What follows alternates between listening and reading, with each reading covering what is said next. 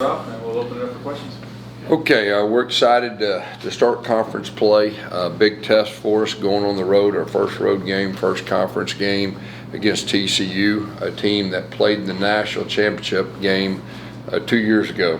When you look at them, they're a very experienced group, one of the more experienced groups in our league. Their head coach, Sonny Dykes, he's one of the better head coaches in all of college football.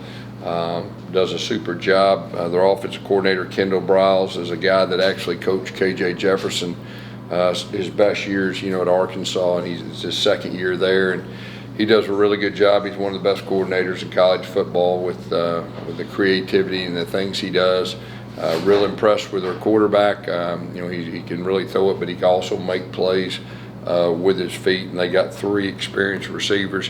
Their defense coordinator, Andy Avalos, is a guy that we went against each other the last 3 years. I mean, he's done a great job. He was head coach at Boise the last few years, and he does a great job with the different schemes that he has. He's a very aggressive guy, and when you turn on the film, those guys are flying around. They're a real physical group. So overall, this is a good challenge for our team. We're really looking forward to playing these guys, and we expect it, to be a loud environment too. And I'm looking forward to seeing our guys compete. Questions? Coach, you brought up the connection with KJ Jefferson and Kendall Briles. So just kind of expand on that in terms of KJ. Is this a matchup he's kind of looking? Obviously, it's the first Big 12 game, but like you said, his best years were with Kendall Briles. Yeah. So he wants to show that he has the kind of performance that maybe exceeds what he did under him. Yeah, I mean, I think more than anything, just the keep growing within our offense here, for his teammates now. But when he was with Kendall did a super job with him, and like I said, his best years were there, and so it's a big test for our defense. Going against this offense too, coordinated by him. Guys, going into this, I know you had a chance to look at film. What are some of the things that stood out from the game that you think you guys did really well? What are some things maybe you feel like you need to kind of improve on? Yeah, the execution piece, there's still things. We were fairly simple really in all 3 phases. So the execution piece needs to be at a higher level each week. I do feel like that we did take a step improvement from week 1 to week 2. We just got to continue to do that. You turn on the film, and the guys aren't playing hard. They're sticking out like a sore thumb, and we're starting to, figure out, the pieces of the puzzle in all 3 phases. We have more depth and experience than we've had in the past. That's really been a good thing, just more or less confirmed. Being able to make adjustments really offensively and defensively, and guys understanding.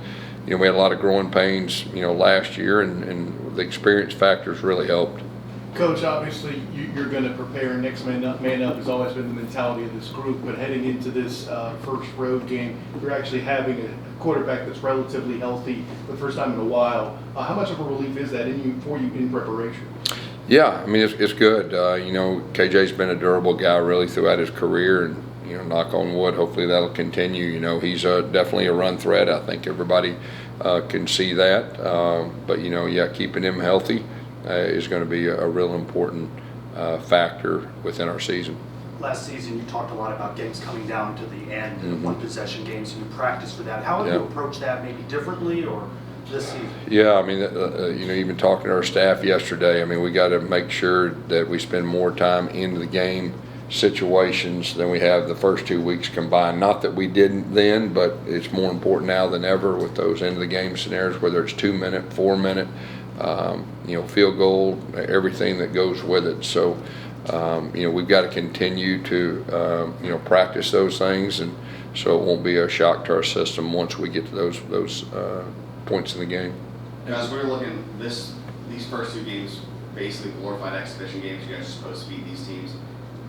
Now you go into the Big 12, much tougher opponent. How do you tell the team that we have to grind in, focus more on this? I think there's 2 points. I mean, the opponent we played last Saturday, Sam Houston, I do think they're a quality opponent. I think you can look around college football and you can see a lot of games like that went to dog fights and all that. So I was proud of our team, the way they came out and took care of business.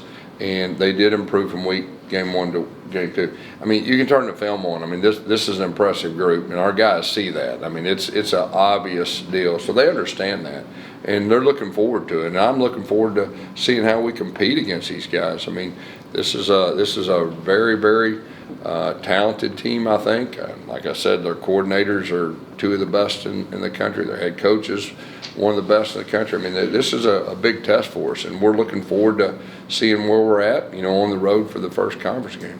When you look at, I know there's a lot of new players on this team, but when you with the returning players, is there an excitement to get back into Big 12 play and kind of prove themselves again after kind of getting? Yeah, I mean, we got a lot of new guys, but I'm sure the old guys are ready to get back out there and get going. We actually finished, I guess, a win in the league. We finished a little stronger towards the end, but yeah, it's a new year. Honestly, it's just a new year. It's a new team.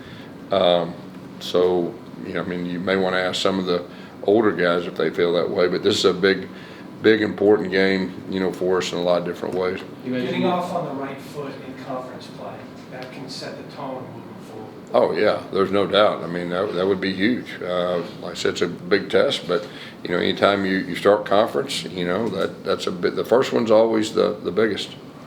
You mentioned you've coached against Andy Avalos twice at Boise. How much you've seen the tendencies and similarities in TCU's defense on film compared to? Yeah, and he was at Oregon. In 2019, we played him in a kickoff classic in Dallas, when Bo Nix was a true freshman. So, yeah, we know each other very well.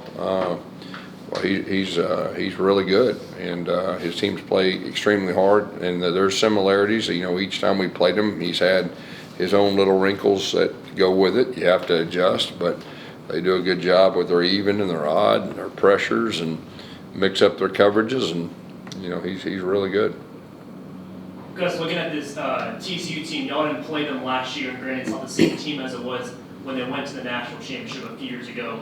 But what will this game mean for UCF playing that big of an opponent, finally in the Big 12, and maybe get a win on the road? Yeah, I mean, I think it would be huge. I mean, you need to look at it, and we'll see what happens at the end, with how everything unfolds conference-wise. But I think this is one of the more talented teams in our conference, just big picture-wise, and we have to go on the road to their place. So, it's a big test for us.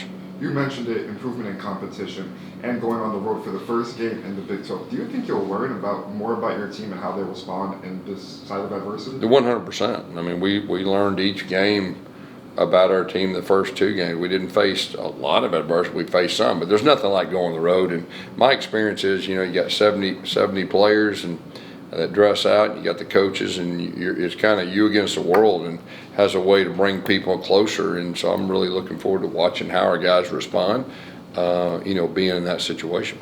It's kind of your thoughts on just how this TCU program has kind of built themselves into a Big 12 national power through the years. Because they were one of those teams that kind of earned their way into the BCS with what they did in the Mountain West. And Gary Patterson obviously built a great program for years and years. I know you kind of have some ties to Dallas Fort Worth too. So what's your perspective of TCU through the years? TCU, was in the old Southwest Conference, and I was growing up, I mean, playing really good football. And, Gary Patterson really did a great job, and known for their defense, and won a lot of games, championships, and they were in it at the end a lot of times, in the BCS era. And now Sonny, took him the national championship game, won the semifinal game impressively, and, ran into a little bit of a buzzsaw in the national championship game, but they got there. And so they still got guys from that team and coaches on that staff, so that tells you all you need to know. And then they brought in some real impressive transfers too. So, this is a really talented team, I think, with talented coaches. Coach, you coached against Coach Dykes in 2021. What are the challenges that a Coach Dykes team presents? Well, he's a good coach. He's a sound guy.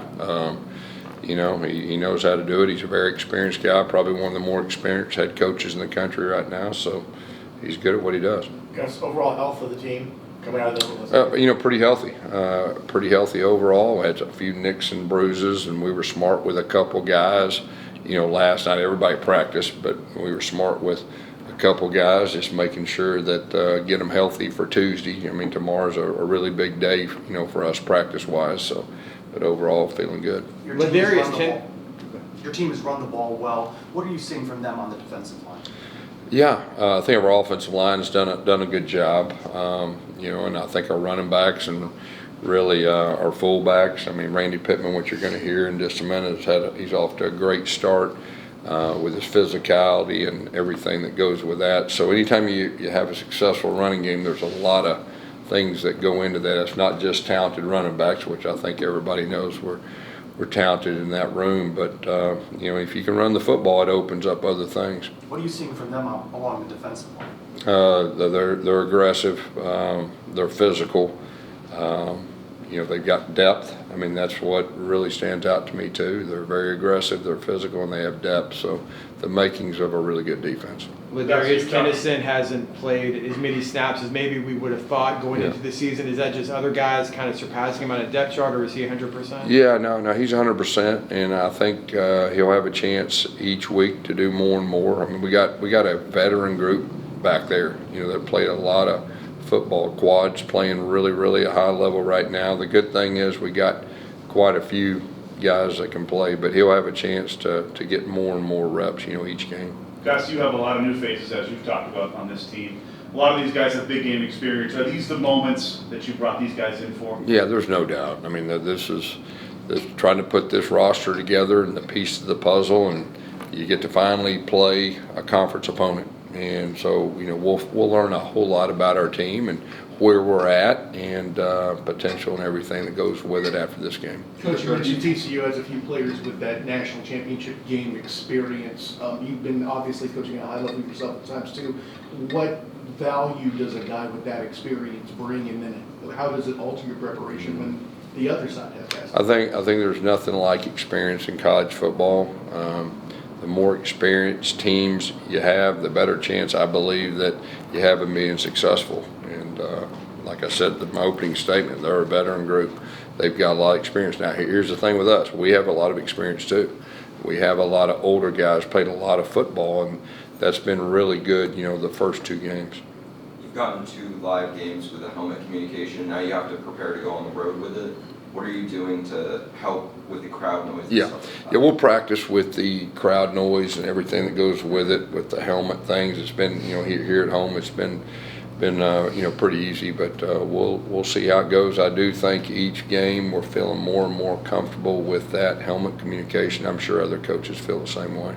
Gus, going back to the running back room, you have obviously very talented running back room, but in terms of the games, do you have like a set plan on how you distribute carries, or is it more of a feel fresh kind of a thing? Well, I mean, it starts with R.J. Harvey, and then obviously wanting to keep him fresh, and that's our whole goal, and we have the flexibility and the depth to do that this year. Each game we go in with a plan.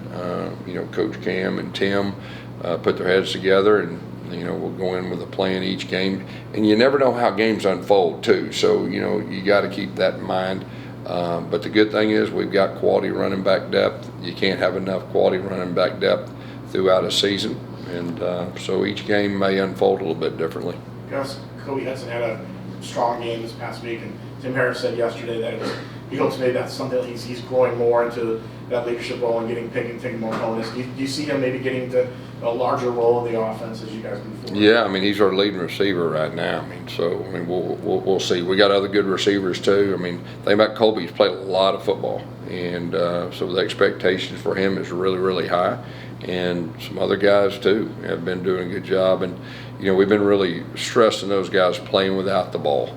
And when they get their opportunities, make things happen. So, but that was really good to see the shots down the field. I know we got the one call back, but we were fighting for the ball, and those 50-50 balls. That's one thing that we've really harped on fall camp and practice and everything that goes with that. Let's talk about what a showcase this is for UCF this week. Obviously, it's the Big 12 opener. It's the national Fox game, prime time, after being on ESPN Plus the first couple weeks. A lot of eyes are going to be watching UCF. Yeah, it's an opportunity for our program, and like we said before, I mean, it's a big year for our program.